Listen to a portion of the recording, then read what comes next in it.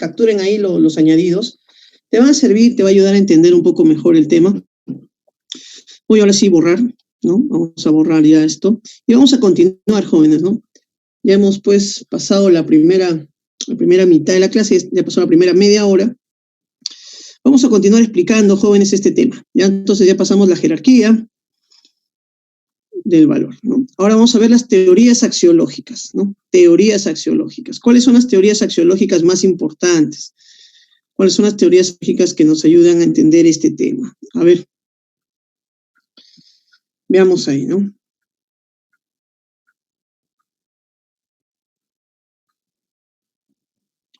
A ver aquí. Jóvenes, iniciando el problema de las teorías axiológicas, ¿no? Iniciando este problema, lo que encontramos es lo siguiente. Lo que encontramos es la pregunta, ¿no? Lo primero que tenemos que plantearnos es la pregunta que nos estamos haciendo. Y la pregunta es, ¿quién o qué determina el valor de algo, ¿no? Determina el valor de las cosas. Más o menos esa es la pregunta. ¿Por qué algo es valioso? ¿Quién establece que esto es valioso? Y jóvenes, solo hay dos respuestas iniciales, ¿no? Y están ahí ya claras, ¿no? Si decimos que es el sujeto,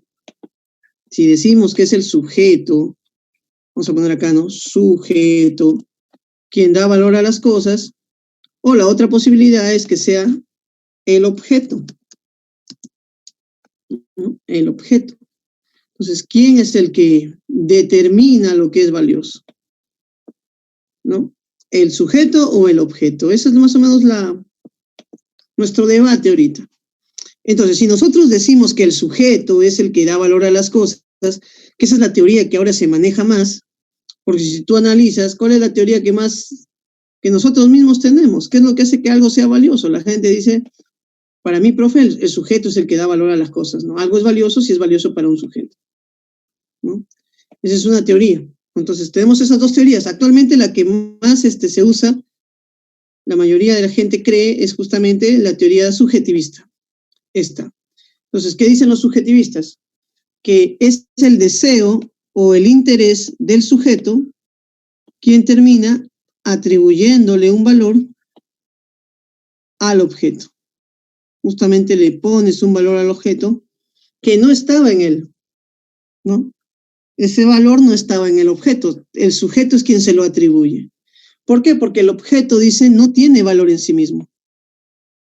Eso es importantísimo, jóvenes. El objeto no tiene valor en sí mismo, ¿no? Y entonces dicen de esta teoría, pues, de esta teoría que llamamos la teoría subjetivista, jóvenes, según la cual los valores no existen en las cosas, los valores no existen en realidad, los valores comienzan a existir cuando hay un sujeto que valora. Es el sujeto que valora el que establece, pues, el valor de las cosas, ¿no? Eso es lo que dice esta teoría. Entonces, termina diciendo esto, ¿no? El objeto vale porque me agrada. O sea, es el agrado personal, es el agrado subjetivo lo que le da valor a las cosas. Es mi agrado lo que le da valor. Es mi deseo, mi interés, mi agrado lo que le da valor a las cosas. Las cosas no tienen un valor en sí mismos. Jóvenes, esto se equipara pues a la siguiente afirmación, ¿no? Nosotros estudiamos dos teorías dentro del subjetivismo, el llamado hedonismo, que dice pues que el placer es valioso lo placentero, ¿no? Pongamos aquí, es valioso lo placentero. Esa sería la teoría hedonista, ¿no? Y la otra teoría sería la teoría utilitarista, jóvenes. El utilitarismo. ¿Qué dice que es valioso, jóvenes? Lo que produce lo útil, pongámosle mejor, lo útil para la mayoría.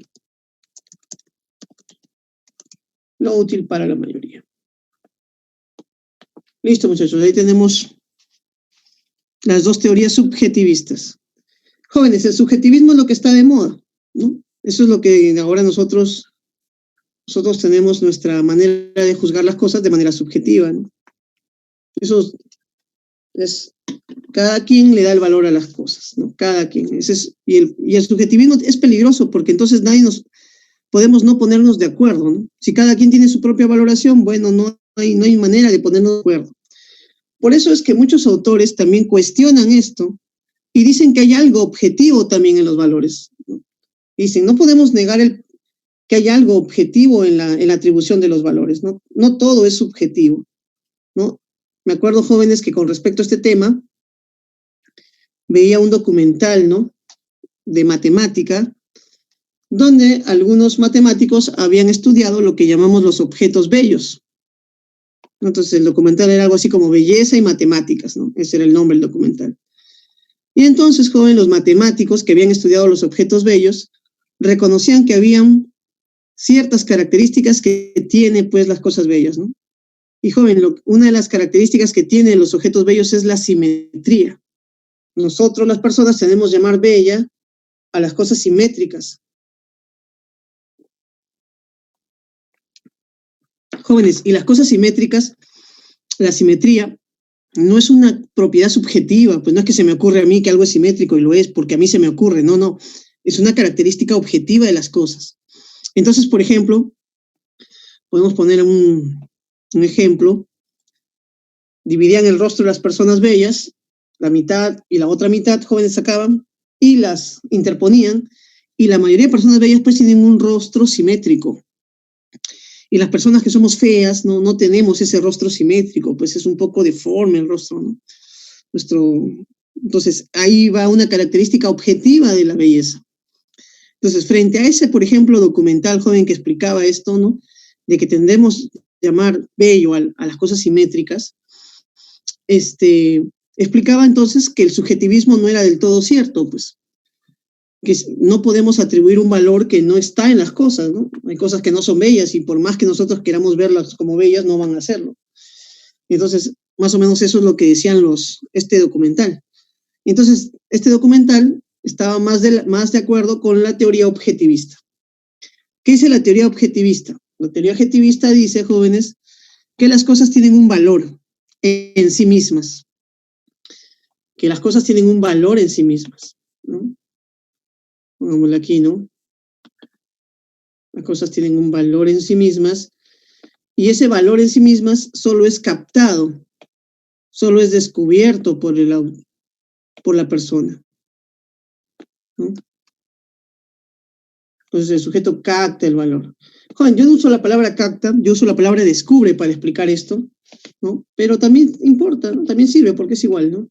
Entonces yo digo, lo que hacemos en el objetivismo es que el objeto tiene su propio valor y que el sujeto solo descubre ese valor, ¿no? Una cosa es descubrir, como yo pongo acá, y otra cosa es atribuir, ¿no? Pone.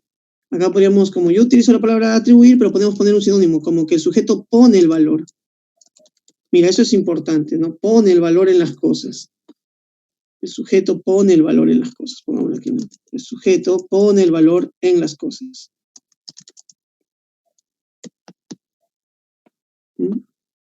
El sujeto pone el valor en las cosas, es lo que decimos. Y en la otra teoría, lo que podríamos decir aquí es que el sujeto descubre el valor de las cosas. ¿Mm? El sujeto descubre el valor de las cosas.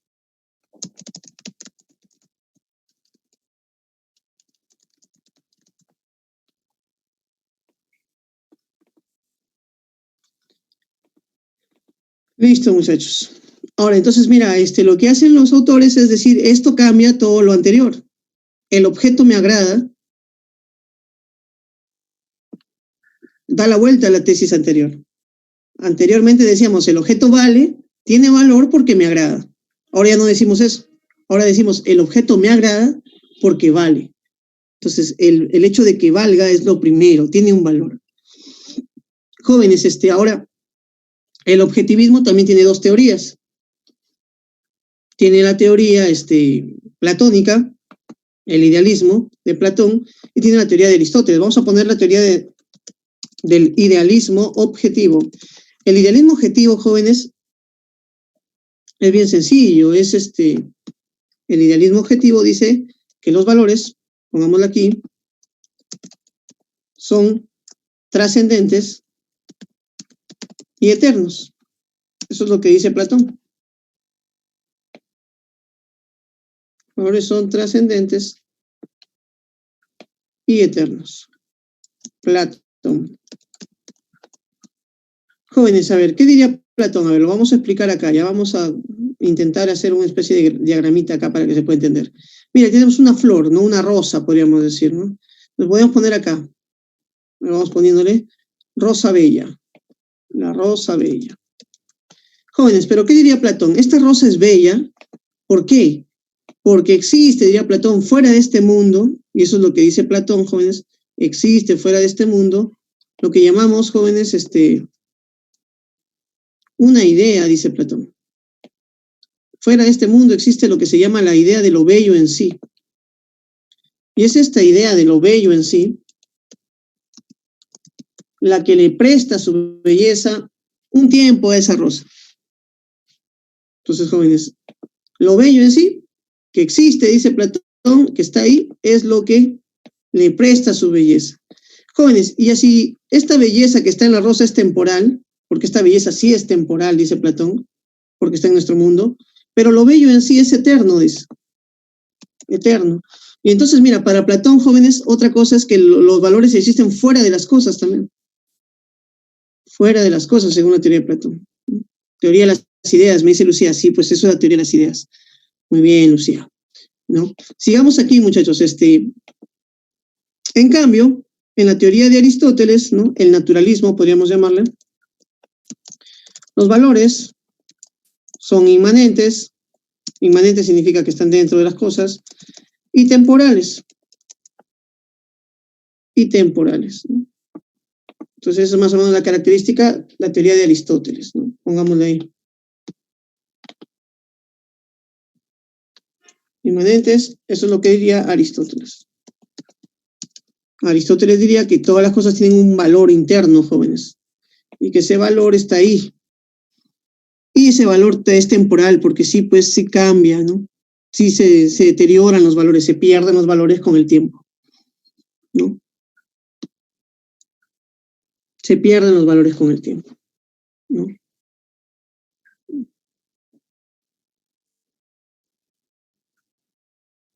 Entonces, muchachos, ahí tenemos las teorías subjetivistas, ¿no? Vamos a borrar, ya vamos a hacer vamos a borrar algunas cosas.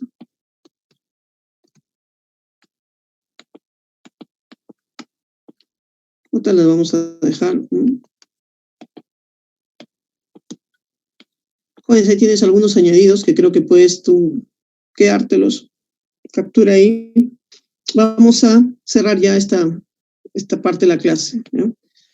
Estamos acabando también la primera hora, jóvenes, ¿no? Nos quedan todavía 13 minutos, pero bueno, ya estamos terminando esto. Vamos avanzando, ¿ya? Entonces, voy a capturar esto, vamos a borrar y vamos a ir a la última teoría. El famoso social-culturalismo. Jóvenes, a ver, lo explico rápidamente para ir ya entrando al tema de ética. El socioculturalismo es una teoría que va a decir lo que va a cuestionar las dos ideas, ¿no? De que el sujeto imponga el valor o que el objeto ponga el valor, ¿no? Esas dos ideas van a ser cuestionadas, ¿no? Entonces, por ahí hay que empezar, ¿no? Por ahí hay que empezar. Se cuestionan esas dos ideas y entonces lo que sucede es que si no es el sujeto quien pone el valor y no es el objeto quien determina el valor, lo que va a decir Marcuse es que tanto el sujeto como el objeto se encuentran dentro de una sociedad y la sociedad a la hora de crear los valores, a la hora de crear pues las cosas, termina creando también los modelos de valoración a partir de las cuales se van a valorar las cosas. Por eso no es el individuo quien crea el valor, sino es la sociedad la que construye los llamados modelos de valoración. Y estos modelos de valoración se van a ir desarrollando con el tiempo, van a cambiar también. Eso quiere decir que algo que ahora se considera bello, quizás con el tiempo no se considere ya de la misma manera bello. O también de que la belleza puede manifestarse de formas distintas en diferentes culturas.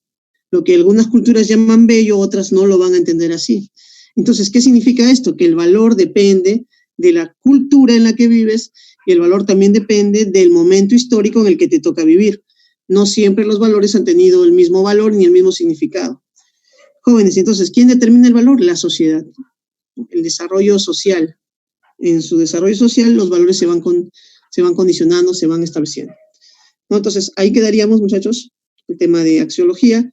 Si tuvieras alguna pregunta, alguna duda que quisieras pues, plantear, sería bueno que lo hagas, ¿no? Te escucho. Y bueno, pues si no, ya empezamos con el tema de ética. A ver, o te leo, ¿no? A ver. ¿No? Por ahí alguien quiere animarse a hablar, no hay problema. Aldo me dice, profe, hay varios modelos de valoración. Sí, el problema de los modelos de valoración es que generalmente las sociedades antes, Aldo, eran sociedades de un solo pensamiento, ¿no? Por ejemplo, en la Edad Media la sociedad era cristiana, digámoslo así. Entonces el modelo de valoración eran los valores cristianos, ¿no? O una sociedad inca, por ejemplo, tenía su propia estructura religiosa, su propia moral. Entonces, pero la moral estaba distribuida en toda la sociedad de la misma manera. Pero ¿qué pasa en la sociedad actual? Nuestras sociedades son plurales. Son sociedades donde diversos tipos de personas se han mezclado, se han juntado, y entonces tenemos sociedades donde hay pues gente que es creyente, religiosa, de alguna religión, de otras religiones, gente que es atea, gente que tiene otras costumbres. Y entonces la moral ya no es una moral pues única de toda la sociedad, sino que es una moral diversa. Y lo mismo pasa con los valores, los valores de cada sociedad y de cada individuo, o de cada familia, o dentro de la misma familia, son valores distintos. Entonces, hay varios modelos de valoración, sí, eso es cierto, ¿no? Ahora me dice, profe, dice, una consulta, en el tema de polaridad, ¿será siempre que todos los valores por ahí, ejemplo, entre frío y caliente está el tibio? Ya, Ahora, mira, la pregunta de Irenka es interesante, me dice, profe, si entre lo frío y lo caliente está el tibio, ¿en los valores habrá una tercera opción, algo así, ¿no? O eso rompe la polaridad? Mira, Irenka, tu pregunta es interesante también. El tema es el siguiente. Yo puedo decir, por ejemplo, a ver, bello o feo. Si yo digo bello o feo, es polaridad. Pero también puedo decir que algo es más bello o menos bello, ¿no? Y también podría decir que algo es más feo y menos feo. Ahí sería la intensidad y sería gradualidad, ¿no? Pero en los valores como que no encuentro en los valores mismos no encuentro una tercera opción, como que parece que estuviera negada. Estoy sintiendo un pequeño leve temblor, creo, muchachos, a ver, no sé. Sí, carajo. Diablos. Ya pasa, jóvenes. Esto sí estuvo fuerte, muchachos, ¿eh? A mí disculpen ahí la expresión. Estoy acá en el cuarto piso de la casa, jóvenes, se ha sentido todo muy fuerte. Sí, a ver. Listo, muchachos. Entonces continuemos, Vamos a tomar un poquito de agua, muchachos, para el susto.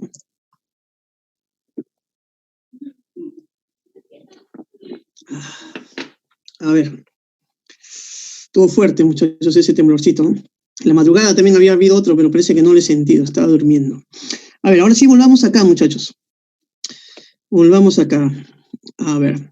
Entonces, te explicaba eso, Irenka. A ver, no existe una tercera opción entre lo bueno y lo malo. ¿Qué podríamos decir que es entre lo bueno y lo malo intermedio? Eso es lo que faltaría ver ahí.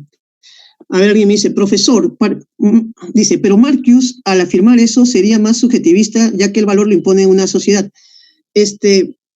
Abraham, no sería tanto subjetivista, pero sí podríamos decir que en Marcuse hay lo que es la unión de los sujetos, ¿no? Una posición intersubjetiva, podríamos decir, una posición relativista también, pero ya no un relativismo subjetivo, individual, sino un relativismo cultural, un relativismo histórico. Eso te podría responder, Abraham, ¿no? Y ahora sí, muchachos, vamos a continuar, pues, con la historia, ¿ya? Vamos a continuar con el tema de la ética, ¿ya? A menos que haya otra pregunta más por ahí, a ver, en todo caso la respondemos, ¿no? Listo. Entonces, muchachos, a ver, vamos pasando ya al siguiente tema.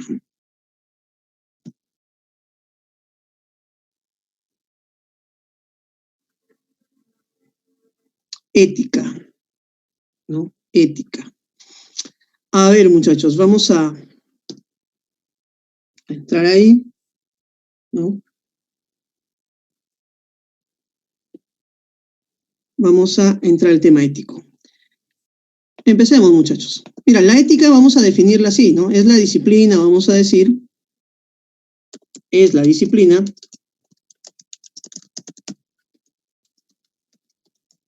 filosófica que reflexiona sobre la moral. ¿No? Sobre la moral. ¿No?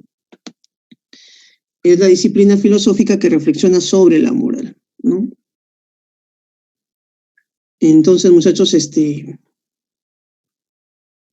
vamos a continuar, ¿ya? ¿Qué más encontramos acá? Entonces, ¿qué es la moral? Hay que distinguirla, jóvenes, porque a veces también tenemos ahí una especie de confusión. Para poder distinguir, entonces, la ética de la moral, vamos a poner aquí la definición de la moral. La definición que se usa, jóvenes,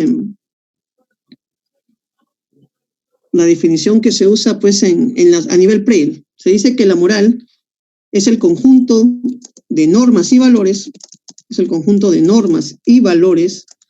que regulan nuestras acciones, ¿no? Para posibilitar, jóvenes, la convivencia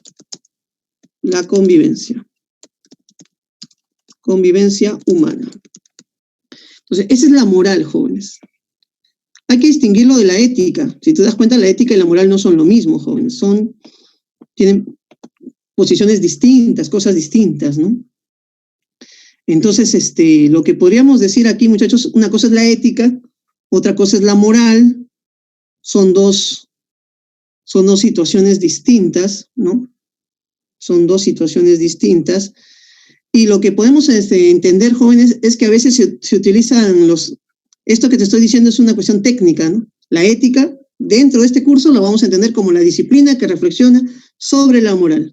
La moral es el conjunto de normas y valores que regulan nuestras acciones para posibilitar la convivencia. Son cosas distintas. Jóvenes, pero a nivel del lenguaje cotidiano, pongámosle aquí una nota, a nivel del lenguaje cotidiano, en nuestro lenguaje cotidiano, lo usamos como sinónimos a veces estos términos, ¿no? Usamos los términos moral y ética como sinónimos, ¿no? Esos, jóvenes, es en un lenguaje coloquial, en un lenguaje cotidiano, ¿no? Ahora, dentro del curso estaría mal usarlo como sinónimos, ¿no? Pero nosotros vemos, pues, ¿no? Vemos ahí, a nivel de la vida cotidiana, de que la gente, pues, utiliza estas expresiones, ¿no? Por ejemplo, en el Congreso, cuando un congresista joven hace algo malo, algo indebido, algo incorrecto, ¿qué le dicen? Pues, oye, vas a la comisión de ética a ser investigado, ¿no? La comisión de ética, joven, en realidad no es que se reflexione sobre la moral en esa comisión, ¿no? Sino que es una comisión de moral, ¿no? O cuando tu compañero hace algo malo, o un amigo tuyo hace algo malo, le dice, oye, no tienes ética, le dicen, ¿no? Te falta ética. Joven, estamos hablando de la moral, ¿no? Entonces lo estamos usando como sinónimo, ¿no? Entonces, a ver, muchachos, un ratito, ya estamos acá la familia consultando cómo estamos por lo del temblor, ¿no? Igual yo he seguido la clase, no sé cómo estarán, si ha sido fuerte o no. Vamos a ver, a responder eso ya un ratito.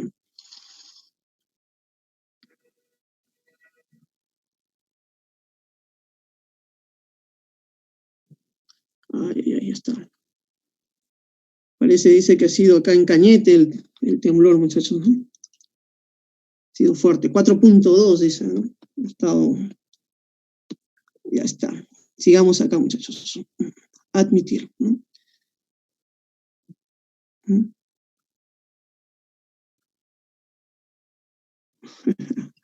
Allá por su cuadra no se ha sentido porque están rompiendo las pistas, me dice por ahí, ¿no? Bueno, según lo que me han mandado aquí una foto, jóvenes, el temblor ha sido en Cañete, dice, ¿no? En Cañete, y ha sido de 4.2, dice, ¿no? Y pues se ha sentido fuerte, ¿no? Yo estoy acá en un quinto piso, jóvenes, decía cuarto piso, y acá sí se movió, pero una de las movidas fue que ya sí asustó realmente, ¿no? Y Sandro dice que estuvo en Cañete y no lo sintió, pero ahí ya depende. Creo que los que hemos estado en pisos altos lo hemos percibido más, ¿no? A veces si estás caminando, a veces si estás ahí en algún lugar, pues, lejos de las paredes, lejos, ¿no? Y con bulla, con ruido en la casa, no se siente, ¿no? ¿No? Listo. Entonces sigamos acá, muchachos. Vamos a ver, ¿no? Listo, sigamos aquí, muchachos. Entonces, les decía eso, ¿no? El tema moral, a ver, vamos avanzando ya, vamos avanzando, vamos dejando estas características. Entonces, jóvenes, ética y moral se utilizan como sinónimos en el lenguaje cotidiano, esa es una cosa que se usa, pero ya en esta parte de la clase vamos a usar un lenguaje técnico. Entonces, vamos a decir que la ética es la disciplina que reflexiona sobre la moral. Y la moral es el conjunto de normas y valores que, pues, nos permiten la convivencia. Son cosas distintas en esta clase, ética y moral, no son lo mismo. Lo otro es qué pregunta la ética, ¿no? Sobre qué temas reflexiona la ética, qué es el bien, qué determina el carácter moral de las acciones, muchachos, ¿no? Y si hay una moral universal o toda moral es relativa, ¿no? O toda moral es relativa, ¿no? Ese es el tema, muchachos, ¿no? Ese es el tema de ahora, ¿no? Entonces vamos a borrar ahí y bueno, pues vamos a pasar a la siguiente diapositiva ya, ¿no? Vamos a pasar a la siguiente diapositiva, ¿no? Borrar acá y continuemos, muchachos, ¿no? Y continuemos. A ver, muchachos, aquí hay una lectura que el profesor ha colocado, ¿no? Hay una lectura que el profesor ha colocado y que me parece interesante verlo, ¿no? Trabajarlo, ¿no? ¿No? Entonces,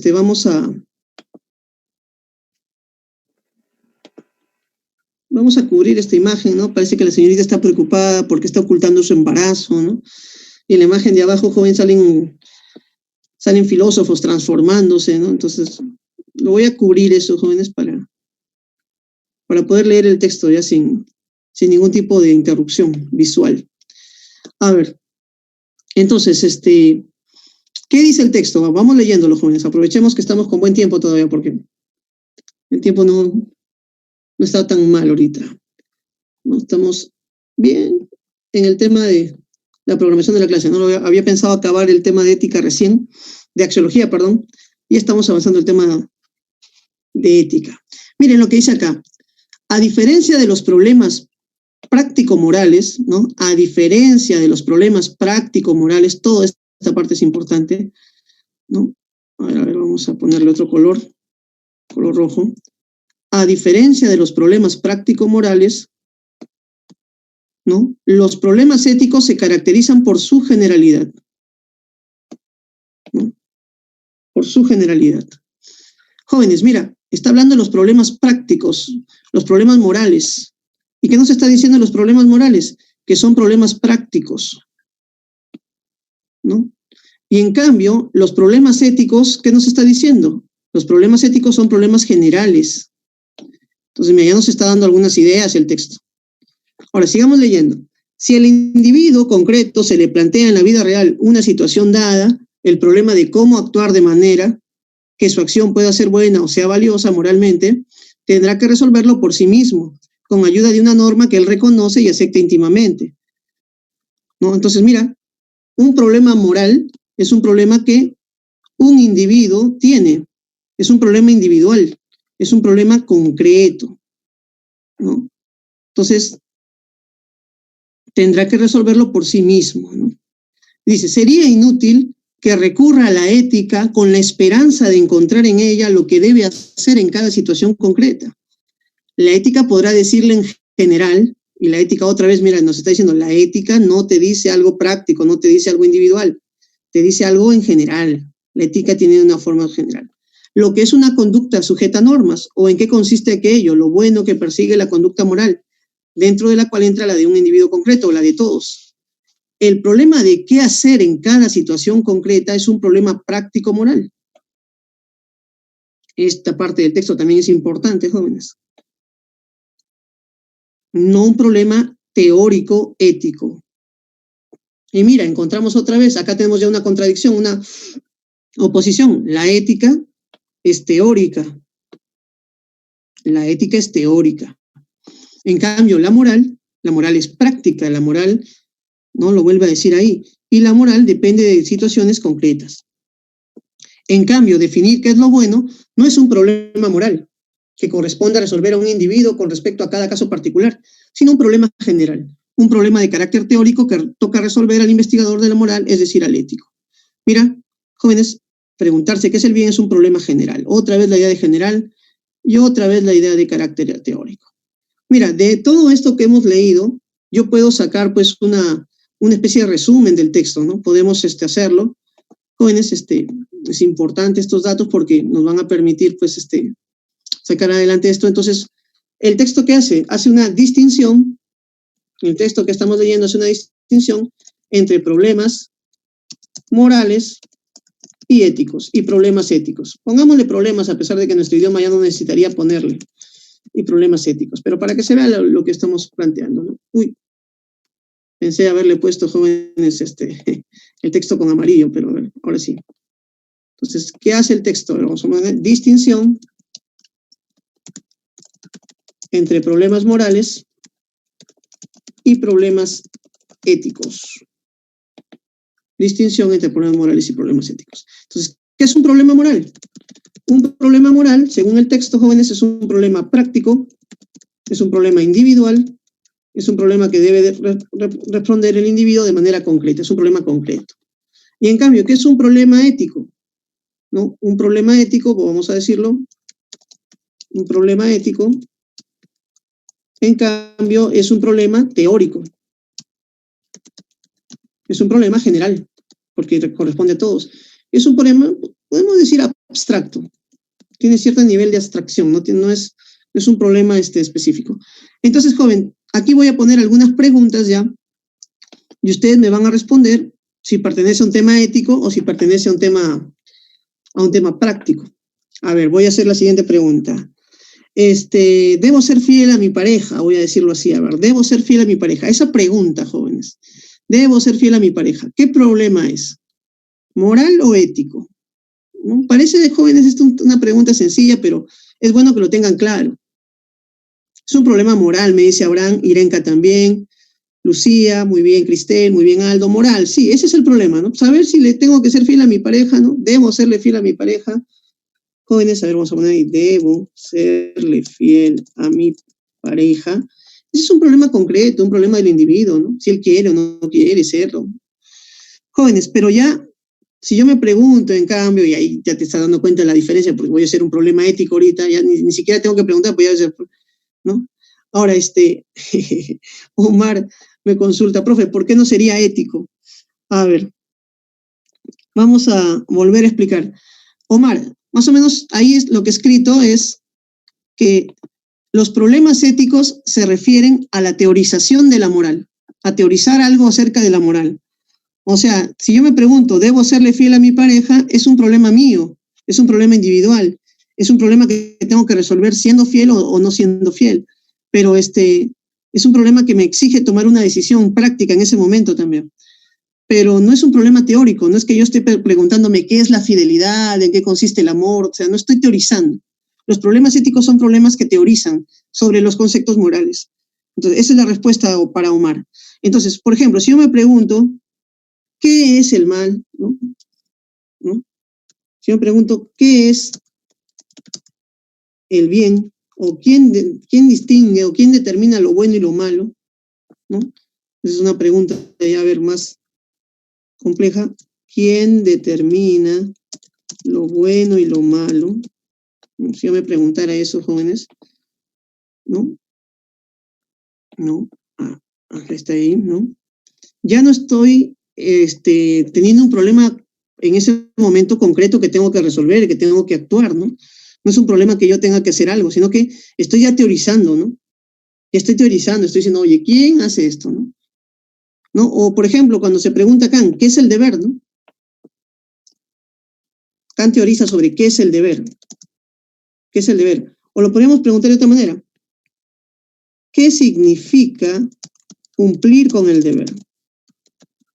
Kant se mete esa pregunta. Cuando yo me pregunto eso, joven, ¿ya qué significa cumplir con el deber? Estoy teorizando, ¿no? Es un problema ético. Ahora, otra pregunta que yo podría poner es, ¿debo copiarme en mi examen virtual? En mi examen virtual. ¿Debo copiarme en mi examen virtual? Bueno, ese es un problema moral, ¿no?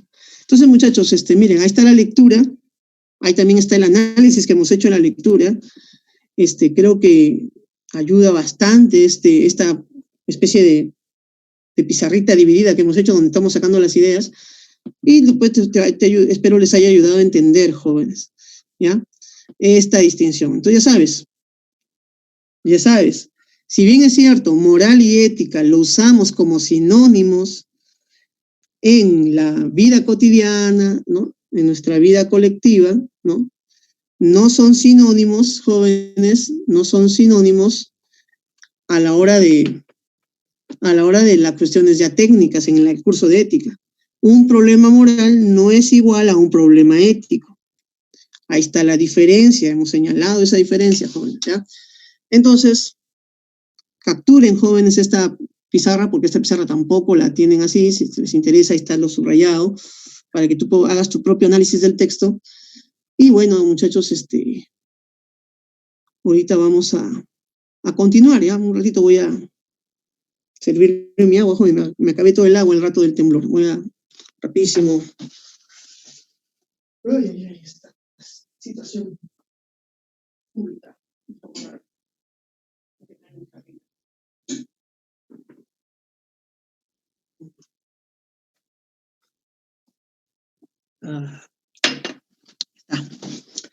Continuemos, muchachos, ya continuemos. Disculpen ahí los lapsus. A ver, vamos a guardar esto, vamos a borrarlo ya. Tuvieron la oportunidad de poder capturarlo.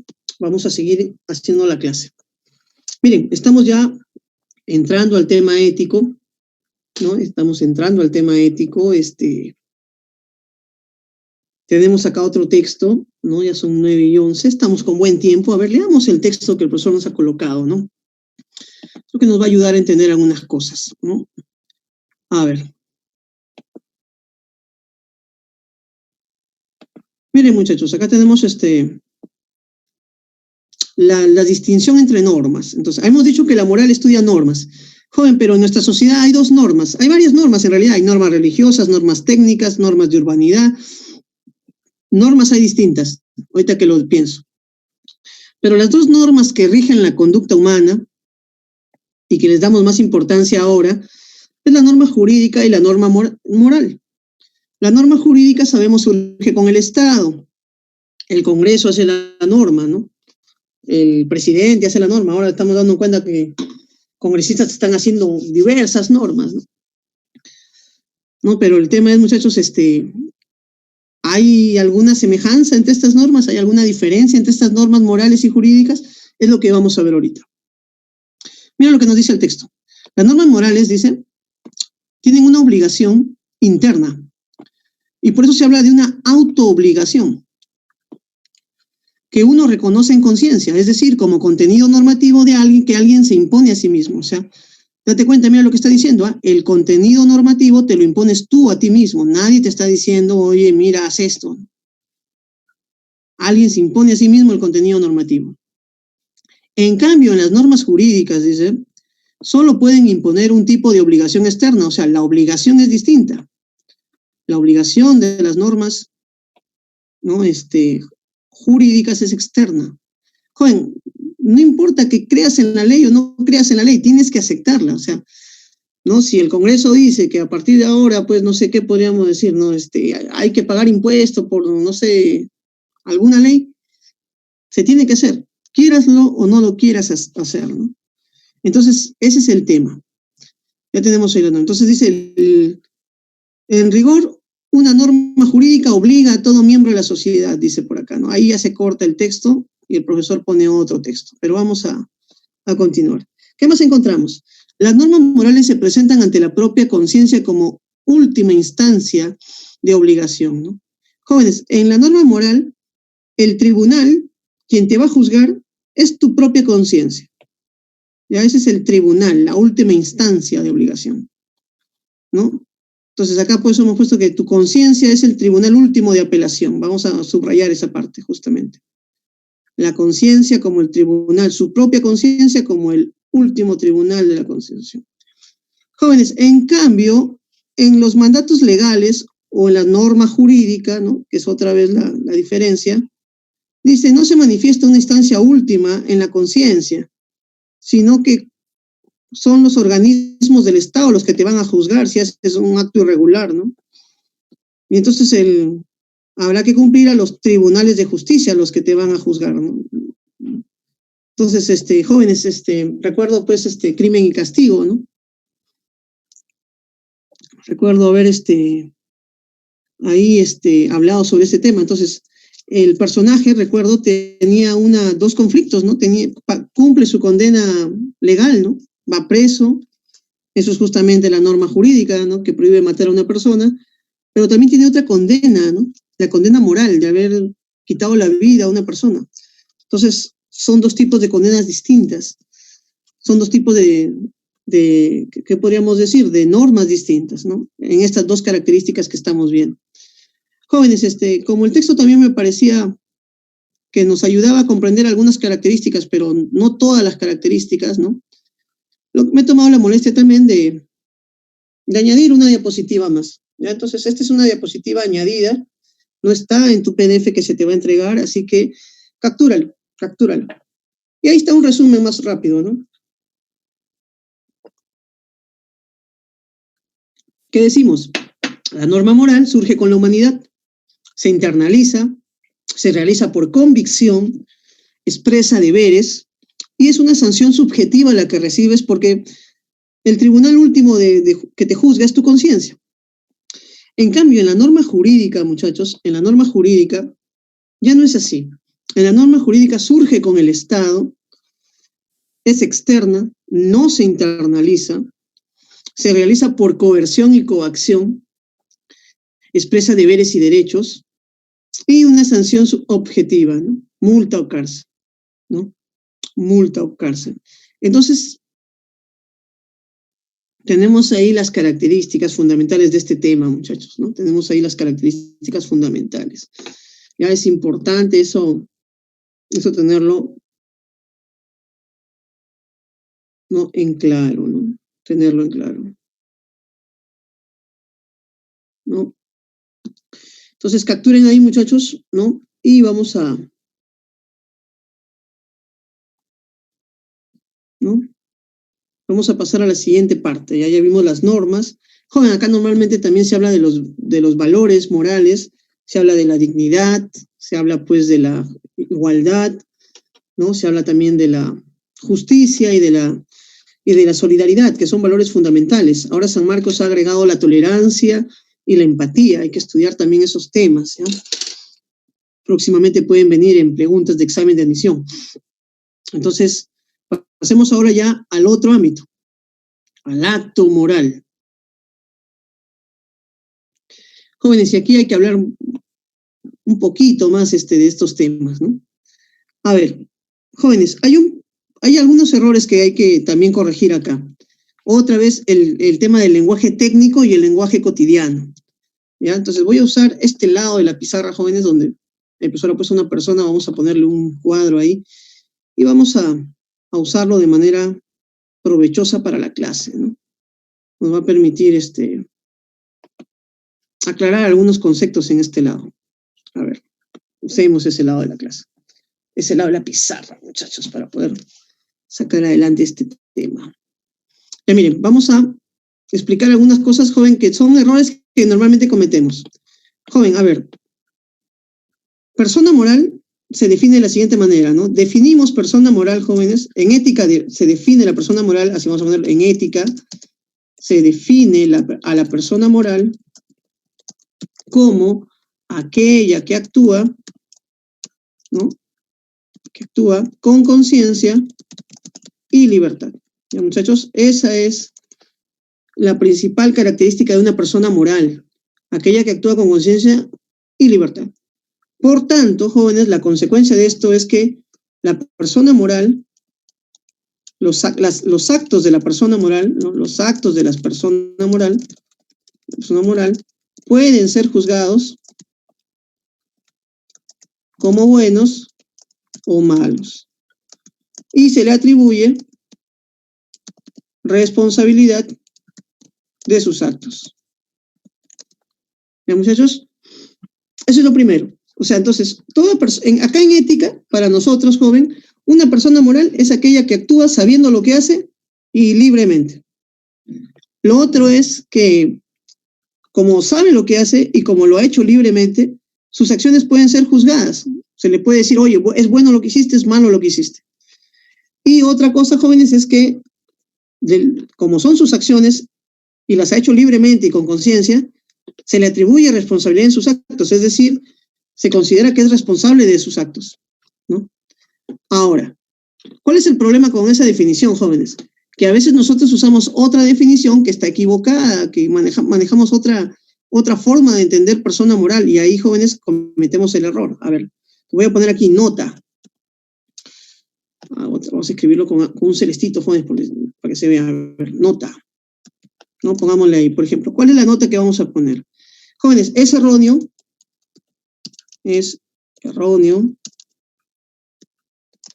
definir la persona moral o entender la persona moral,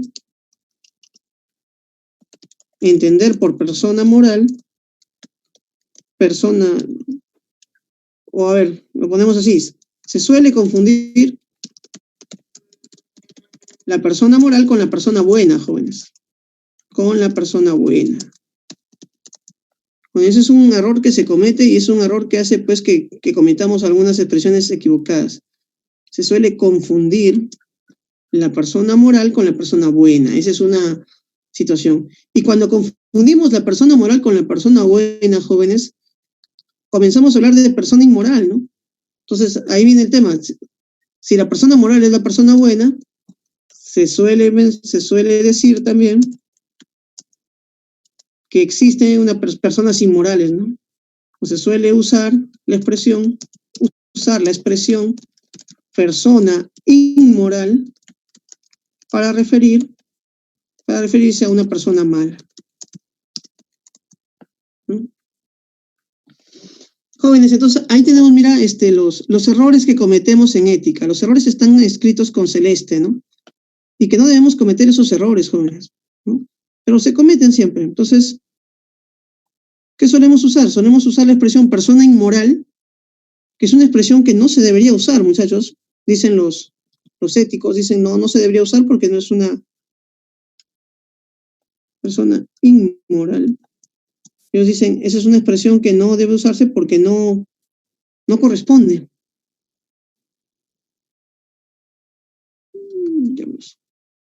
¿No? Ahí está. Entonces, muchachos, espero que ya no haya esa pregunta de, profe, ¿qué significa persona inmoral, no?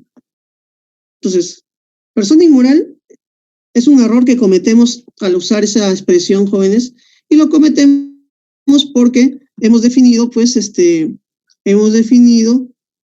¿cómo se podría decir ahí? Persona moral como si fuera persona buena. Y eso es un error. Y ese error te lleva después a usar la palabra persona inmoral como para referir a la persona mala. Entonces, jóvenes, ya saben, no sucede ninguna de las dos cosas, ¿no? Entonces, persona moral no significa persona buena. Persona moral es aquella que actúa con conciencia y libertad. Puede ser buena o mala, y sus actos pueden ser buenos o malos también, y es responsable de sus actos. Ahora, de esto que te estoy diciendo, a moral e inmoral, es otra buena pregunta, entonces, de esto que te estoy diciendo, entonces ya queda claro algo, jóvenes. No puedes usar esa expresión, y eso es algo que tiene que quedar claro, ya no, a ver, lo explico. Cuando estás con tus amigos, puedes usar la expresión que tú quieras, ¿no? O sea, entonces, si un día te encuentras con tu amigo, te dice, oye, le engañé a mi enamorada, no sé, oye, eres un inmoral, ¿cómo haces eso? Si ella te quiere, te trata bien, te respeta, ¿no? Es un inmoral. Claro, en lenguaje cotidiano lo puedes decir. O sea, ¿qué le estás diciendo? Eres un malo, ¿no? ¿Cómo le haces eso? ¿No? o oye, mira, soy fiel o hago las cosas bien, eres moral, dicen, a veces lo decimos, eres moral, ¿no? Pero es un lenguaje cotidiano, muchachos. Ya en un lenguaje técnico, la persona moral es la que actúa con conciencia y libertad. Ahora, amoral es otro concepto técnico, ¿no?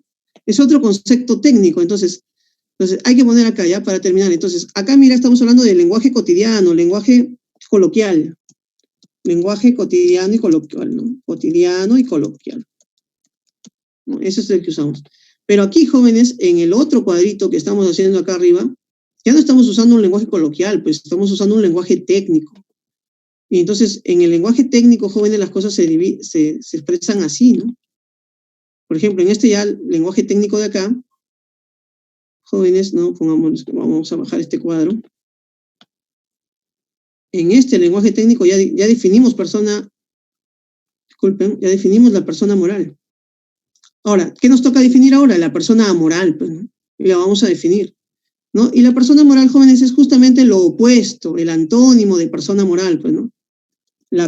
Vamos a decir esto, jóvenes, la persona amoral es aquella que actúa sin conciencia y sin libertad, ¿no? Jóvenes, por lo tanto, sus actos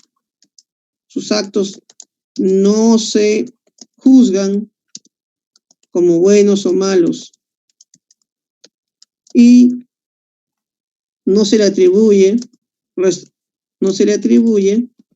responsabilidad la responsabilidad de sus actos. No se le atribuye la responsabilidad de sus actos. Miren, jóvenes, entonces así estamos quedando, mira. Y aquí estamos usando lenguaje técnico, lenguaje ético. Bien, muchachos, entonces, persona moral y persona amoral. Esos son los dos temas que se hablan en ética. Inmoral es una forma coloquial de hablar de las personas para decir que son malas, pero no es usada correctamente dentro de este lenguaje técnico. Ya, muchachos, entonces ahora sí, una vez que hemos aclarado estas dos situaciones, capturas eso, jóvenes, vamos a hablar ya de la conciencia moral, ¿no? ¿Qué significa tener conciencia moral?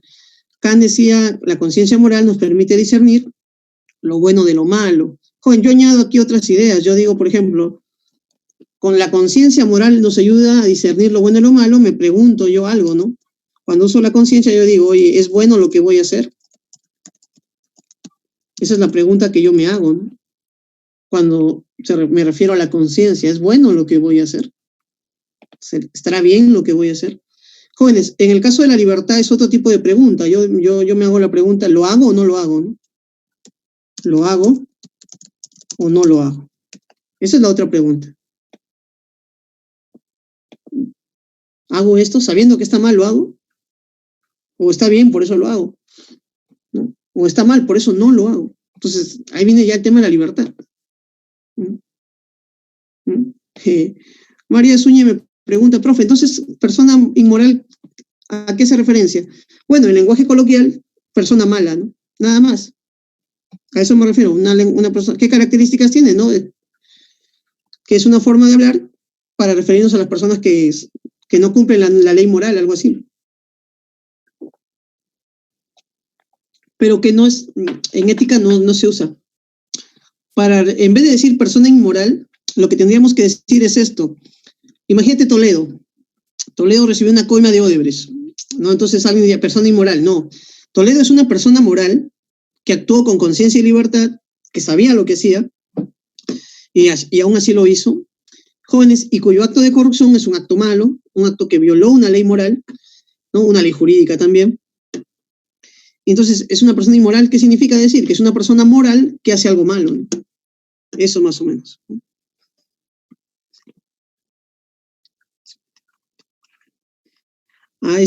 Aldo ya me hace una pregunta ya de nivel político más terrible, ¿no? En un país dictatorial, ¿no? se somete a una conducta moral a los individuos, ¿no? Claro, se les despersonaliza, se les quita su cuestión crítica, su acción, como que pero no sé si se vuelve amoral al individuo, pero sí no se lo toma en cuenta, ¿no? Y lo que se busca es hacer que pierda su sentido crítico, que pierda su capacidad de acción, ¿no? Eso sí es cierto, Aldo. A ver, muchachos, para terminar esta parte ya, asumir las consecuencias del acto es responsabilidad. No todos asumen sus consecuencias, ¿no? Toledo se dio a la fuga, jóvenes. Y lo que quería explicarte era esto, mira. Kant tiene una teoría acá. ¿Cómo saber si lo que voy a hacer es bueno o malo? ¿No? Ahorita vamos a hablar de eso, joven. Me preguntan, hay un ejemplo de persona moral. Ahorita vamos a hablar de eso. Justo el profe ha puesto una lectura donde ahí se puede explicar eso. Jóvenes, pero lo que te quería decir es esto, mira. ¿Cómo saber si lo que vas a hacer es bueno o malo? ¿No? Alguna vez dice, profe, no sé, tengo un problema para decidir, quiero saber si es bueno o malo lo que voy a hacer. Kant decía esto. Las acciones buenas son universalizables. Ese Kant es un loco, jóvenes, pero esta idea siempre me ha gustado y me parece que es correcta. Las acciones buenas son universalizables, dice Kant. ¿Cómo saber si algo es bueno o malo? Fácil, dice Kant. Pregúntate, ¿qué pasaría si todo el mundo hiciera lo que voy a hacer yo? Kant dice eso, esa es la pregunta fundamental, ¿no? ¿Qué pasaría si todos hicieran esto que voy a hacer? Entonces, esa pregunta, jóvenes, ¿qué pasaría si todos hicieran lo que yo voy a hacer?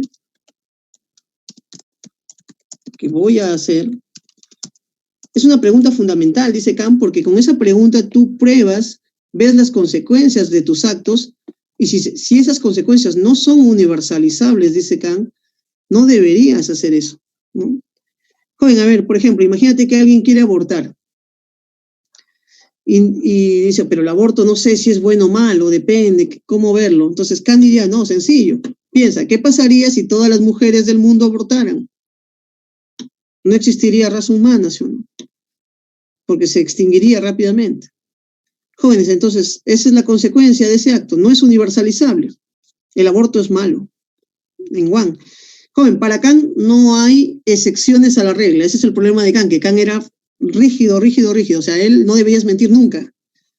Ya con eso te digo todo, ¿no? Entonces, ahora, ¿qué te podría decir yo? Yo te podría decir que yo creo en Kant, pero sin esa rigidez. Yo creo en Kant, pero creo que también hay excepciones a la regla, ¿no? O sea, la regla es no al aborto, pero el aborto también tiene algunas excepciones. Caso de violación, caso de enfermedad, caso que se podrían analizar. Pero mi postura es esa, ¿no? Entonces, igual pasa con el tema del suicidio, por ejemplo. ¿Qué tal dices, oye, quiero suicidarme? Entonces Kant diría, a ver, pregúntate, ¿qué pasaría si todos se suicidan? Se extinguiría la raza humana. No es universalizable el suicidio. Jóvenes, ¿qué pasaría si todos mienten? Quiero mentir. Kant dice, bueno, la mentira para funcionar necesita de un ámbito de verdad. O sea, jóvenes, la mentira funciona porque hay gente que cree en la verdad. Y como esa gente cree que lo que dices es verdad, tu mentira funciona. O sea, la mentira necesita de un ámbito de verdad para poder funcionar. Pero ¿qué pasaría si todos mienten? Dice Kant. Si todos mienten, y ya sabemos que todos mienten, y ya sabemos que entonces la palabra no tiene ningún valor, no habría posibilidad de confiar en ninguna persona, porque nadie confiaría en nadie. Y entonces un mundo donde la mentira fuera la norma, nadie confiaría en nadie, y eso, jóvenes, es absurdo. Entonces Kant dice, la mentira tampoco es universalizable, ¿no? Y entonces dice, la mentira también es mala. Jóvenes, ahora veamos las acciones buenas. Por ejemplo, ¿qué pasaría si todos respetamos la dignidad de otras personas? El mundo sería mejor, ¿sí? ¿Qué pasaría si todos decimos la verdad? Ahí, jóvenes, hay una película que da a entender como que todos, si todo el mundo dijera la verdad, todo se complicaría un poco, pero según Kant, no. Según Kant, sería un mundo bueno, ¿no? Un mundo justo. ¿Qué pasaría, jóvenes, si todos, no sé, trabajáramos honestamente? ¿Te das cuenta? El trabajo honesto es algo universalizable. Y así dice Kant, jóvenes. Esa es la teoría de Kant, muchachos. Entonces, ahí terminamos esta parte. A ver, capturemos eso. Ya, voy a guardar acá, borrar esto. Borrar todos los dibujos. Jóvenes, pasemos ya a las últimas partes de la clase. Alguien me preguntaba, profe, ejemplos de personas amorales. Por ejemplo, mira, ese niño que está ahí, mira. Veamos el delito que comete este niño, ¿no? Si te das cuenta, su padre parece que le ha regalado una tablet, ¿no? Tú sabes que no se le debe regalar una tablet a un niño, ¿no? Y mira lo que le va a pasar al señor por haber hecho eso, ¿no? Entonces el niño dice, no me gusta la tablet y le mete un tablazo a su padre, ¿no? Es una escena digna de ser, ¿no? Y aquí tenemos, joven, otra persona que, pues, es una persona, pues, que podríamos decir enajenada, ¿no? Un loco, un orate, ¿no? Ha perdido, pues, la conciencia, ¿no? En el caso del niño, jóvenes, podríamos decir que es una persona amoral temporalmente, ¿no? En el sentido de que, como todavía no desarrolla su conciencia y su libertad, todavía no ha alcanzado la condición de persona moral.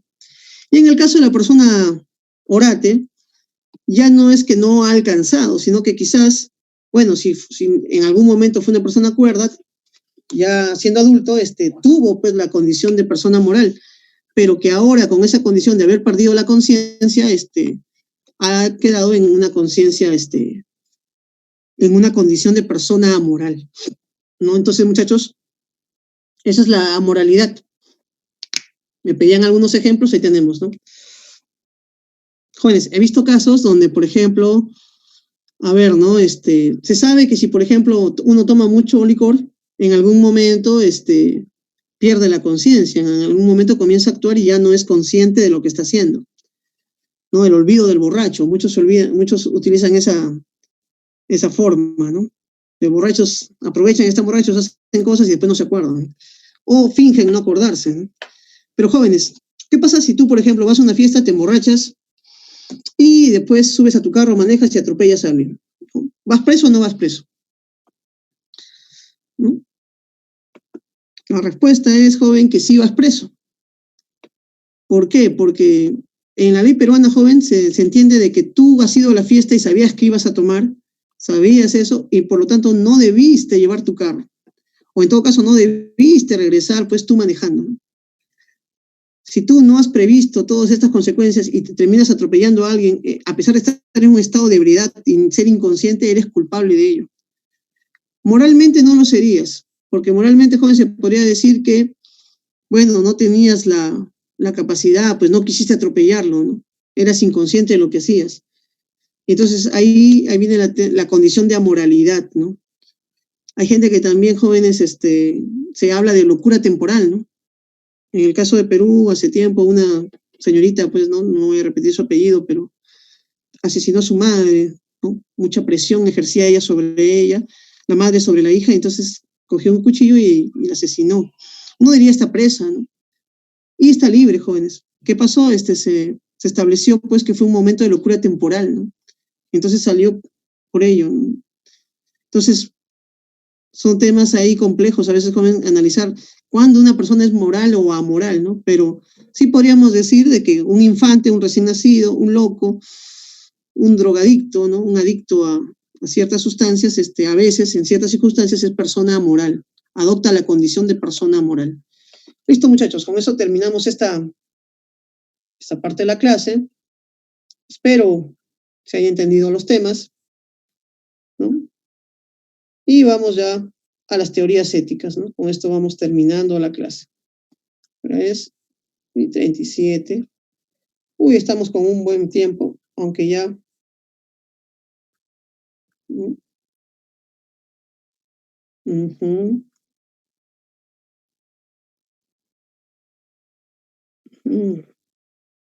Acaban de mandar nueva información, jóvenes, del temblorcito de hace rato, y parece que han sido 2 temblores. Uno ha sido en Cañete y el otro ha sido en el cercado de Lima. Es por eso que lo hemos sentido fuerte. Yo pensé que había sido uno nomás hace un rato. Pero bueno, a ver, ya sigamos acá. Jóvenes, vamos a estudiar 3 teorías, ¿ya? 3 teorías éticas. Son las que han venido en examen de admisión generalmente. Actualmente han venido utilitarismo, ha venido, Kant siempre viene, Aristóteles también. Entonces son las éticas que vamos a estudiar. Ya, entonces empecemos. A ver, aquí el profesor que elaboró los materiales ha puesto un texto, jóvenes, este texto para explicar a Aristóteles, pero me parece que no está muy clara la información. Entonces lo que he hecho es añadir una Una diapositiva, esta diapositiva, le he añadido. Así que captúrala ahí, tómale una foto, ahí está más o menos un resumen de lo que pienso es la ética de Aristóteles. A ver, te explico. Es una ética teleológica. ¿Por qué? Porque busca un fin último. Es una ética que parte de esa idea de que la vida humana tiende hacia un fin y el fin último es la felicidad, ¿no? Es lo primero. Entonces, por eso también, como busca la felicidad, también es una ética eudemonista, porque se dice de todas las éticas que buscan la felicidad que son eudemonistas. Tercero, es una ética de la virtud. Y alguien diría, ¿por qué, profe? Fácil, joven, porque identifica la felicidad con la virtud. Nos dice, pues, que la virtud y la felicidad son una sola cosa, ¿no? Son una sola cosa, ¿no? Entonces, ¿no? Jóvenes, lo otro es cuántos tipos de virtud propone. Y entonces, Aristóteles, jóvenes, señala que para el mayor número de personas, en nuestros hábitos, en nuestras costumbres, en nuestras acciones, debemos buscar la felicidad, la virtud ética, dice él, ¿no? Y la búsqueda de la felicidad se consigue a través de la práctica de lo que él llama una regla de conducta muy importante, que es el justo medio. Que en nuestras acciones procuremos siempre no ser muy excesivos a la hora de actuar, no equivocarnos por exceso, ni tampoco equivocarnos por defecto, jóvenes. Entonces, eso es lo que propone la teoría aristotélica, ¿no? La teoría aristotélica. Y entonces, muchachos, eso es lo que tenemos, pues, ¿no? Lo que tenemos ahí. Lo otro, jóvenes, también que es importante, lo otro importante es este tema pongámosle acá, de la virtud dianoética, que tiene que ver con la verdad, con la búsqueda de nuevas verdades, con lograr la sabiduría, ¿no? Entonces, está ligada más a lo teórico, ¿no? A la vida teórica, a la vida del sabio, jóvenes. Entonces, ¿cómo somos felices? Somos felices practicando la virtud ética, practicando el justo medio, y también somos felices, y ahí dice los filósofos fundamentalmente, viviendo una vida teórica, buscando la sabiduría, buscando las verdades a través de la contemplación. Ya, muchachos, eso sería la ética Aristóteles. Tenemos ahí el texto también, que el profesor ha considerado. Ya ustedes lo leen con calma, muchachos, ¿no? Vamos a pasar a la siguiente diapositiva, ¿no? Entonces, tengo otra diapositiva también que he añadido, capturo a las jóvenes, por el tema del utilitarismo. Jóvenes, el utilitarismo es una filosofía que surgió en Inglaterra y obviamente pues todo lo que surge en Inglaterra, joven, en esos años se difundía, ¿no? Porque Inglaterra pues era el centro del capitalismo y las ideas de Inglaterra se han ido difundiendo en todo el mundo. Entonces, ¿qué decían los ingleses? Los ingleses hacen una teoría ética diciendo pues llamada utilitarismo, ¿no? Surgió con el capitalismo, tiene que llamarse así. Entonces, ¿qué decía? Decía que lo bueno se subordinaba a lo útil, ¿no? Que era bueno aquello que generaba utilidad, ¿no? Entonces, joven, también ellos hablan, pues el utilitarismo habla de buscar la felicidad para el mayor número de personas. Eso también lo decía Aristóteles, ¿ah? Pero Aristóteles decía que la felicidad para todos ya no era algo de la ética, sino algo de la política. Entonces, los utilitaristas también utilizan esa expresión, la búsqueda de la felicidad. Por lo tanto, también es una ética eudemonista, de carácter eudemonista, ¿no? Ya, Andrea, ahorita retrocedo, ya, pero termino aquí la explicación.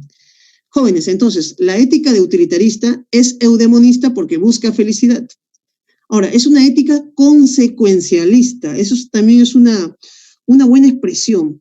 ¿Por qué? Porque es una ética consecuencialista. Porque Jeremías Bentham decía, jóvenes, de que lo bueno de una acción, la bondad de una acción, depende exclusivamente de las consecuencias que la acción produzca. O sea, joven, imagínate que alguien se está ahogando, yo me tiro a rescatarlo y no lo rescato, al final se ahoga. ¿Qué diría Bentham? Bentham diría, no, tu acción no fue buena porque no logró las consecuencias que deseabas. En cambio, si alguien se hubiera tirado y salvaba a la persona, bueno, su acción fue buena porque tuvo consecuencias buenas. Joven, entonces, lo bueno dependía de las consecuencias. a esa idea se va a oponer Kant, ¿no? O Kant va a decir, no, lo bueno no puede depender de las consecuencias o de los beneficios que produzca, eso es una ética capitalista, una ética pues de los liberales de Inglaterra, ¿no? Entonces Kant va a situar la ética en otro plano, en el plano del deber, ya lo vamos a ver ahorita en estos minutos. Joven, entonces, ¿qué es la felicidad para los utilitaristas? Es el placer que se produce cuando algo es útil para nosotros, ¿no? Y esa utilidad también genera felicidad. Entonces, Jeremías Bentham va a crear un principio que se llama el principio de utilidad, que dice, pues, que es buena una acción si procura la mayor felicidad para el mayor número de personas, ¿no? Y esa es la idea central de los utilitaristas, ¿no? Una buena acción o lo bueno es aquello que beneficia al mayor número de personas. Jóvenes, y Bentham era una persona pues, muy bien pragmática, ¿no? Él establece toda una regla, una serie de principios para cuantificar el placer. Él decía, las personas buscamos siempre mayor placer. Y eso es lo que la gente busca y entonces lo que la gente tiene, ¿no? Y entonces el placer cuantitativo, se habla de la aritmética moral, por eso, ¿no? En Bentham hay un cálculo de los placeres, ¿no? Y jóvenes, de ahí tiene un discípulo, Bentham, que no le va a seguir en esto del aspecto cuantitativo del placer, sino que más bien John Stuart Mill va a ser utilitarista también, pero él va a decir, los hombres no solo buscamos lo cuantitativo del placer, sino también buscamos el aspecto cualitativo. Esa es una idea importante, muchachos, ¿ah? ¿Por qué? Dice, porque no solo hay que buscar placeres, sino que hay que buscar los placeres que nos hagan más humanos. Y ahí Stuart Mill supera a su maestro, pues, ¿no? Y es ahí donde él dice, por ejemplo, pues, ¿no? Yo prefiero por eso ser un hombre insatisfecho que ser un cerdo satisfecho. O ser un Sócrates insatisfecho a ser un loco satisfecho o un tonto satisfecho, dice, ¿no? Porque los placeres tienen un aspecto cualitativo que no le podemos negar, jóvenes, ¿no? Entonces, el placer intelectual, dice, ¿no? El placer de la bondad, el placer de aquellas cosas que nos hacen humanos son superiores a los otros placeres que yo llamaría inferiores, dice, ¿no? Y que rechaza. Jóvenes, Stuart Mill, pues, es otro filósofo distinto a Bentham, es una crítica más bien al utilitarismo cuantitativo de Bentham, pero también mantiene el principio. Él dice, pero en realidad yo estoy de acuerdo con esto, de que lo bueno es lo que genera el mayor beneficio al mayor número de personas. Joven, luego va a surgir Kant.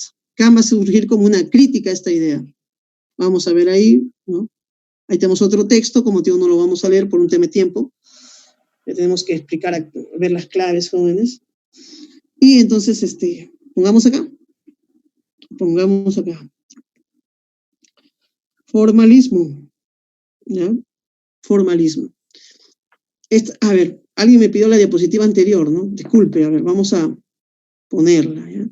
A ver, esto sí lo tienen, ¿eh? La anterior es esta. Esta es la que yo he añadido. Capturen ahí, muchachos, capturen, ¿no? Ahora sí vamos a la teoría de Kant. ¿Ya?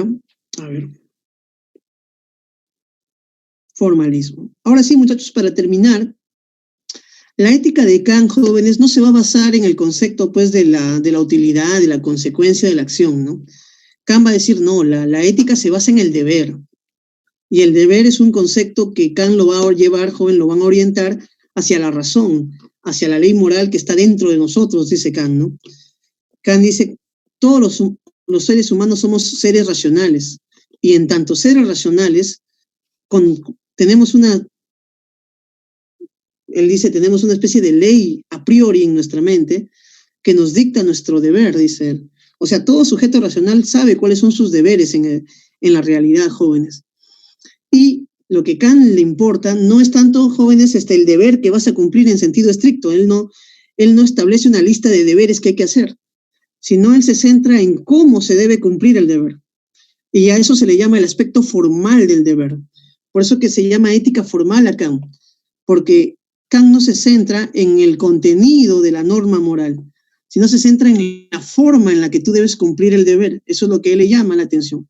Entonces, Kant, ¿qué dice? Debemos cumplir el deber siguiendo esta forma, siguiendo el deber por el deber. Si yo cumplo el deber por interés, esa forma de cumplir el deber no es moral. Entonces, la única forma de cumplir el deber de manera adecuada es cumpliendo el deber que te dicta la razón, siguiendo la ley moral, de manera incondicionada, jóvenes, y de manera universal. Mira, esas son las 4 condiciones que Kant va a dar, ¿no? Uno cumple la moral cuando sigue su razón, cuando esa ley que sigue es universal, es una ley para todos, y cuando actúa desinteresadamente, incondicionalmente, joven, es decir, sin poner condiciones. Por eso la moral se cumple por deber, no por interés, como dice acá el texto. Y lo último, jóvenes, es que esto genera el llamado carácter autónomo de la moral kantiana, porque yo no estoy actuando porque la sociedad me obliga a actuar de esa manera, ni estoy actuando así porque tengo algún interés de por medio, sino que actúo moralmente porque como sujeto racional comprendo de que debo seguir mi razón a la hora de actuar.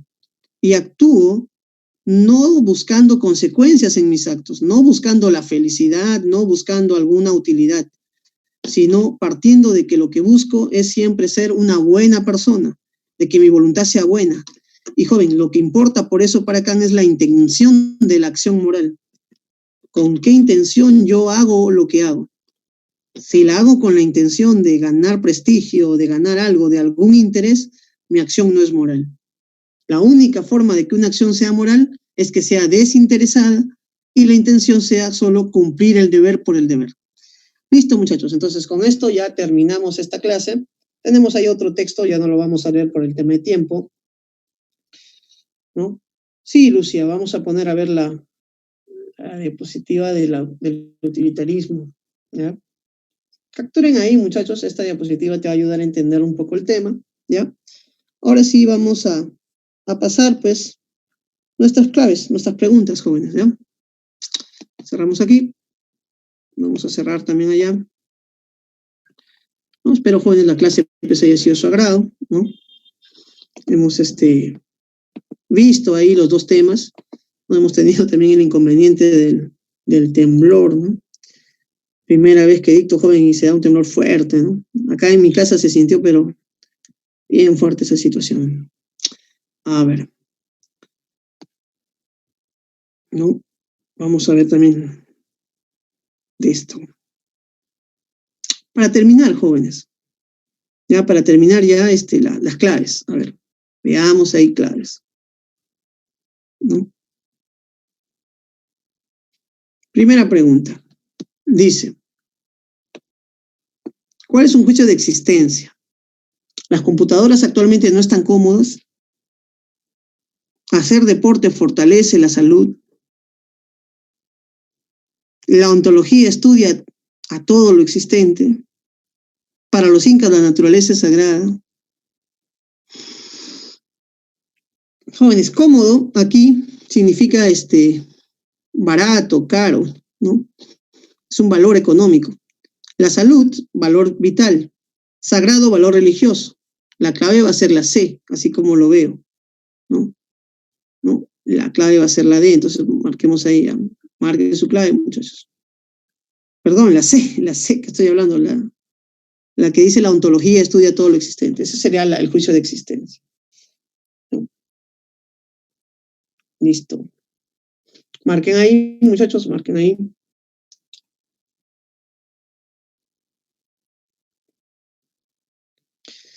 El objetivismo nos dice, mira, alguna doctrina que se relacione con el objetivismo. Dice, los valores existen en sí y por sí, al margen de toda relación con el hombre.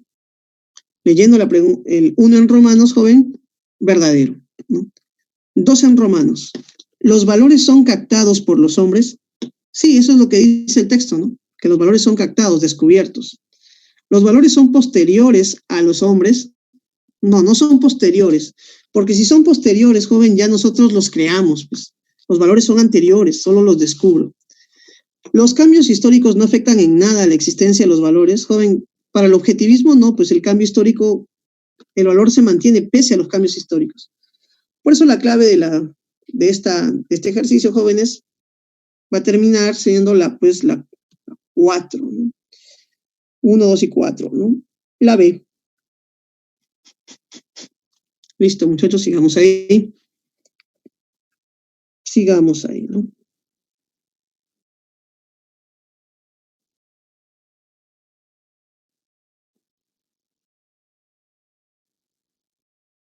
Sigamos ahí. Valores, problema 3. Para los subjetivistas, el valor no está en las cosas mismas, sino más bien es el hombre quien otorga valor a las cosas y valen porque nosotros las valoramos. Por ello podemos decir que los subjetivistas, joven, la clave va a ser la de manifiestan que cada uno tiene una forma de valorar, ¿no? Cada persona valora las cosas según su modo y no hay un consenso, ¿ya? La clave sería la de pregunta 3. Capturen ahí, muchachos. Estamos avanzando correctamente, ¿no? Raúl afirma que existen algunas cosas que con el tiempo van desvalorizándose y otras que se van revalorizando. Bueno, ahí está la foto de Aristóteles, muchachos, ya para qué, pues, seguir leyendo, ahí está la clave. La próxima tiene que aparecer la foto después.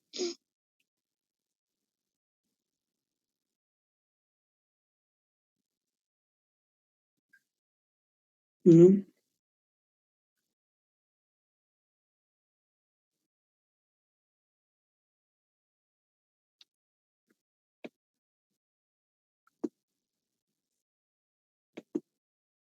¿No? Para que un ser humano pueda actuar de manera moral, se hacen necesarias ciertas capacidades, siendo fundamentalmente, bueno, acá nunca entiendo esta pregunta, ¿no? Porque siempre digo conciencia y libertad, pero a la hora de la hora, la gente dice que para ser morales tenemos que ser libres. Entonces, es la libertad, la capacidad más importante. Y yo digo, la conciencia que no importa, o la libertad está incluido dentro de la conciencia, ¿no? La D es la clave, ya, esa es una clave que no sé argumentar, jóvenes. No algún día, pero lo que sí sé es que, por ejemplo, obviamente los animales no son libres, ¿no? Un animal no es libre, por lo tanto no tiene la capacidad moral, ¿no? La capacidad moral la tiene alguien que es libre, por ahí, pero el tema de la conciencia, digo, ¿por qué no es también clave? Eso es lo que me complica. Pero ahí está, clave 5 dado, jóvenes. Clave 6, pregunta 6. Una conocida figura de la televisión declara que lo mejor es buscar la propia felicidad y que es tonto procurar el mayor bienestar para el mayor número de personas, ya que esto va en contra de lo primero. De este modo, este sujeto se mostraría fundamentalmente en contra de la ética joven utilitarista, ¿no? Los utilitaristas decían que hay que buscar el bien de todos, o de la mayoría, perdón.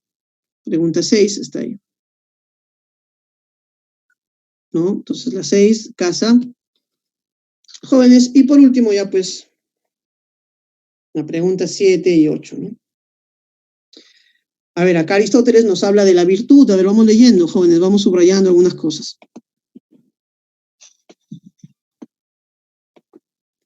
Dice, mira, hay dos clases de virtud, la dianoética y la ética. La dianoética se origina en la enseñanza, por ello requiere experiencia y tiempo, ¿no? La ética, la virtud ética, en cambio, procede de la costumbre, como indica el nombre, que varía ligeramente, ¿no? De este hecho resulta claro que ninguna de las virtudes éticas se produce por naturaleza. Entonces, esto hay que ponerlo acá, ninguna de las virtudes éticas se produce en naturaleza. Así, la piedra se mueve por naturaleza hacia abajo, no podría ser acostumbrada a moverse hacia arriba, aunque se intentara acostumbrarla lanzándola hacia arriba innumerables veces, ni el fuego hacia abajo, ni ya. De ahí que las virtudes, mira, las virtudes no se producen por naturaleza, pero tampoco contra la naturaleza, dicen, ¿no? Sino que nuestro natural, ¿no? Pueda recibirlas y perfeccionarlas mediante las costumbres. Joven, a ver, lo que está diciendo aquí es bien interesante, porque lo que nos está diciendo son que nuestros hábitos morales, que acostumbrarnos a hacer algo moral, está en la naturaleza, pero no es natural en el sentido de que nazcas con ello, pero sí es natural que lo perfecciones. Por eso no puede ir, la moral no es contra la naturaleza, ¿no? Puedes perfeccionar. Sigamos aquí. Además de todas las disposiciones naturales, adquirimos primero la capacidad y luego las ejercemos, ¿no? Joven, primero yo tengo los sentidos, luego ya puedo usar los sentidos. Pero dice, en las virtudes no ocurre eso. En las virtudes ocurre otra cosa. Dice, en cambio, dice, adquirimos las virtudes como resultado de actividades anteriores, ¿no? O sea, jóvenes, para ser virtuoso tienes que tú hacer acciones de virtud. Y por eso dice, ¿no? Así nos hacemos dice así, hay que hacer después de haber aprendido, ¿no? Aprendemos haciéndolo, dice acá, ¿no? Lo aprendemos haciéndolo. O sea, ¿cómo aprendes a ser bueno? Haciendo actos buenos. Entonces dice, practicando justicia nos hacemos justos. Practicando la moderación te vuelves moderado, ¿no? Y así. Listo, muchachos, ese es el texto. Ahora sí, que lo hemos analizado, que hemos visto ya algunas ideas. Borrar todo. Pasemos, jóvenes, ya a la última parte de la clase. Para el autor, una virtud ética sería producto de... Jóvenes, la clave sería sencillita, la B, ¿no? Sería producto del hábito. Marco. Y por último, muchachos, pregunta 8. ¿Ya? Pregunta 8. Casa. Listo, jóvenes. Hasta ahí sería nuestra clase el día de hoy, ¿ya? Jóvenes, es la última clase, no, la penúltima clase, ¿no? Ya nos estaremos viendo la próxima semana, la última clase. Cuídense, muchachos, ¿ya? Entonces, hasta ahí habríamos llegado el día de hoy. Gracias, profe. Chicos. Por eso me despido, ¿ya? Nos vemos. Profe. Listo, chicos, muy buenos días nuevamente a todos y bueno, saludarlos, darles la bienvenida.